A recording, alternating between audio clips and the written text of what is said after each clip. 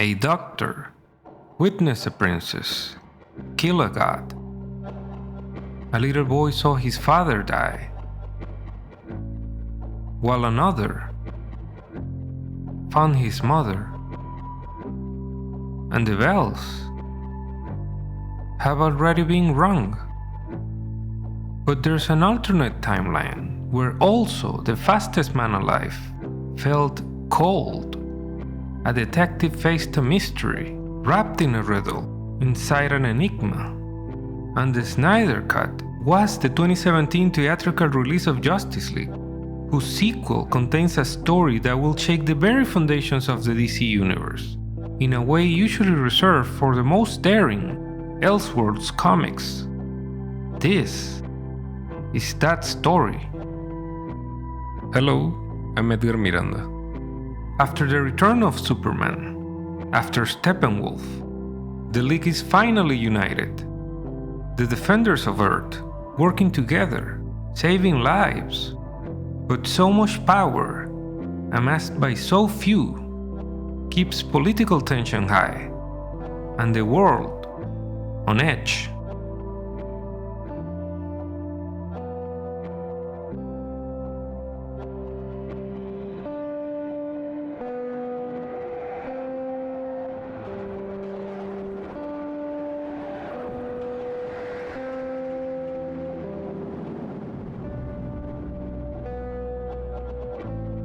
In the aftermath, they go back to the cave. The Flash is excited, an excitement not shared by all of them. Aquaman is facing continued skepticism of the surface world, and his involvement in it by the people of Atlantis. Wonder Woman understands her people abandoned this world that once betrayed and enslaved them, and the last son of Krypton, distant. It is clear that although the League appears united, the world is most certainly not. But nothing more will be accomplished now. So they go back to their own lives, to face their own demons. Except for Batman, who never stopped facing his. Then he secretly meets with Lois, both still searching for Lex Luthor, a search that started after Superman died. But now that he's back, there's tension between them. The meeting ends after Lois tells Bruce that Clark needs her more than ever, but Bruce knows Lois is hiding something. Meanwhile, deep in the Brazilian jungle, Lex locates Dr. Maru, still alive, experimenting on herself to prolong her life, and testing new chemical weapons on unfortunate human lab rats. Maru has spent decades since that night obsessed with Diana, collecting information, artifacts, and anything she can find on the Amazons. And now that Wonder Woman has become known to the world, Lex offers her a chance at revenge. The same revenge he wants on Diana's associates. Maru accepts, and Lex smiles. Then let it begin. They offer a similar deal to Black Manta, and break out Orm, Ocean Master, from the Atlantean prison. Outside of Central City, in Iron Heights Penitentiary, Lex finds Lance Nard, and offers him a chance to advance his weaponry, and take down the fastest man alive. The team's almost complete. In Metropolis, Superman asks Lois when she was planning on telling him, "Tell you what, Clark?" Superman says he can hear the second heartbeat, and that she shouldn't call him Clark. He is dead. The world believes that too. Superman mistakes Lois' hesitation for fear. "I won't hurt you." At the Louvre in Paris, Diana and Menalippe, an Amazon who came to try to warn her about Steppenwolf's invasion, discover that there may be a way to remember the path back to Themyscira. Forgetting it is one of the safeguards Zeus put in place to protect Paradise Island from the outside world. A fate also shared by those who choose to leave the Amazonian haven. To remember, Diana must use the truth lasso on herself to unlock her mind. It's a dangerous process, but Diana wants to help Menalippe home and see her mother again. even if he might reject her for leaving all those years ago. Diana does so, and suddenly she's overwhelmed by visions. In the beginning, they're wonderful. For the first time in over a century, Diana sees her home. She sees the Amazons, and finally, her mother. But then her visions grow dark. Diana sees herself as the god of war in a battle with Superman.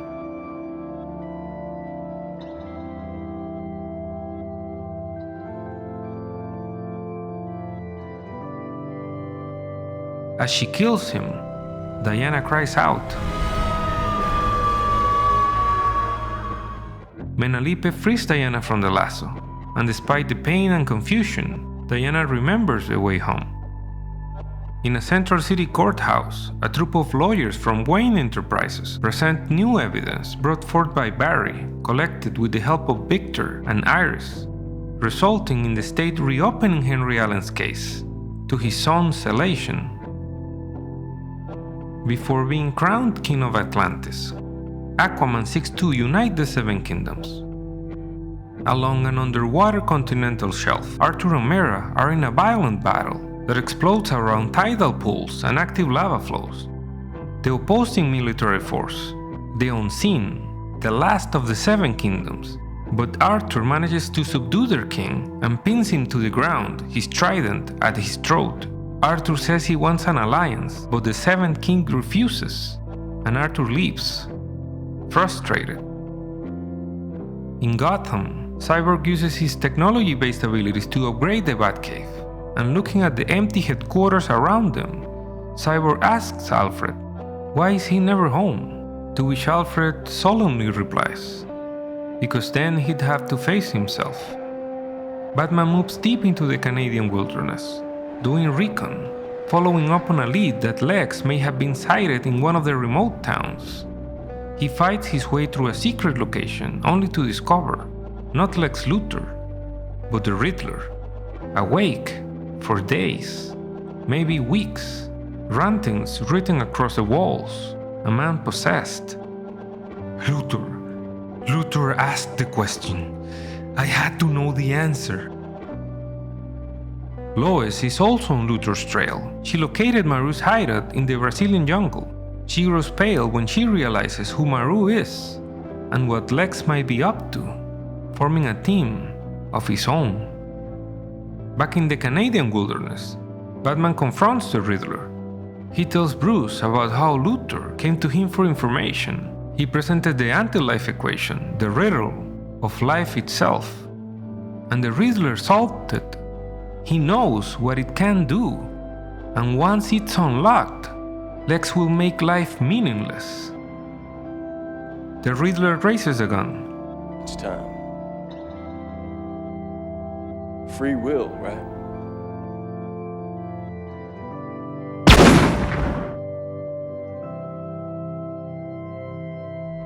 Wonder Woman and Menalipe arrive in Themyscira. Diana's unsure what her mother's reaction will be, but a tearful and overjoyed Hippolyta embraces her. The queen declares that there will be a celebration unlike any other in Amazon history. Her daughter is back home, in the oceans through diplomacy rather than force. Aquaman and Mera bring the Unseen into their alliance, and for the first time since Atlantis sank, the Seven Kingdoms are united. Back in Central City, for the first time since he was a kid, there is no wall of glass between Barry and his father. Henry Allen is released from prison. Barry is about to tell him who he is. Lois returns to Superman and tells him that she cannot accept that Clark is gone, but receives an urgent call from General Swanwick and has to leave immediately, but not before telling him that they will talk more the next time they meet. She leaves, confident that she'll be able to bring Clark back. It's of utmost importance to show Batman what she found in Brazil and how everyone is at risk. Batman returns from the wilderness, shaken by the Riddler's actions and proclamation. Then Lois finds out from General Swanwick that the government is trailing Lex and that he somehow took possession of the 3 mother boxes. Oh no. Helicopters survey the area where Lex is, his team elsewhere, but in contact with him. Then he activates the boxes, his true plan: destroy the Justice League and take this secret power called the anti-life equation for his own. It will give him power over all living life. The anti-life equation glows as Cyborg blinks, feeling a horrible emptiness. And suddenly, boom! A boom tube erupts in front of Lex, surprising him. Emerging from it, the sad servant of Darkseid, who emerges behind him to take the power of the anti-life equation for himself. Lois, Superman, and Batman regroup at the Batcave. Swanwick informs Lois of the aliens' arrival. Superman tells Batman that this is a fight among the gods.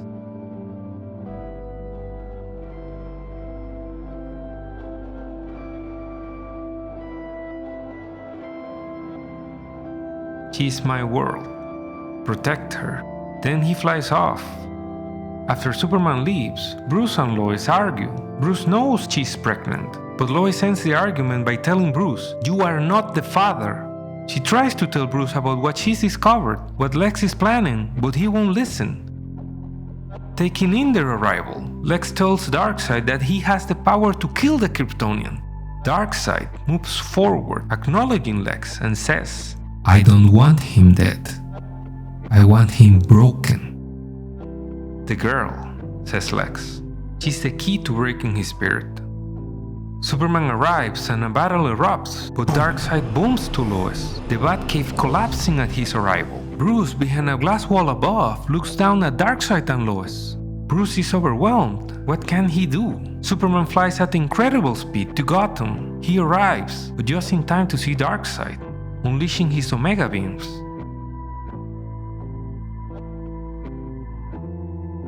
Superman's world is dead. His soul shatters. Darkseid gazes at him, the power of the anti-life equation coursing through his veins. He moves closer and places a hand on Superman's shoulder, infecting his mind. Bruce watches all in horror. Superman grabs his head in pain. Lois never got to warn anybody. Lex signals his team to attack. On Themyscira, Maru unleashes a chemical gas that covers the island and kills the Amazons, even Diana, who dies in her mother's arms. Maru dies herself, a sick, twisted smile on her face. In Atlantis, Orm, Black Manta and their forces attack the Coronation. Surprised at the sight of his brother, Arthur leaves himself wide open and is killed. Mira barely surviving herself. In Central City, Len attacks the Flash with his amped-up weapons. By saving Barry, Cyborg is blown apart, losing his lower half. Back at the Batcave, Batman watches in horror as Darkseid takes full control of Superman, who almost immediately turns on him. And if this had happened anywhere else, he would have surely died, but this being his cave, he manages to escape, but barely. And Lex, thinking he's won, comes face to face with the corrupted Superman, who looks at Lex with burning red eyes and lights him on fire.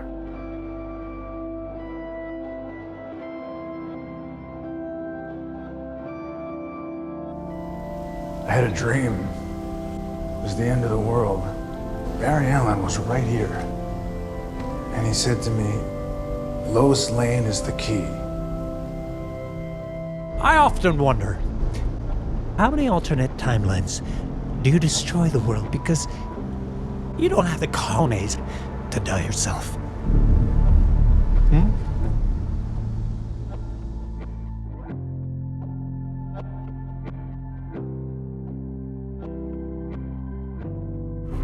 The future has taken root in the present.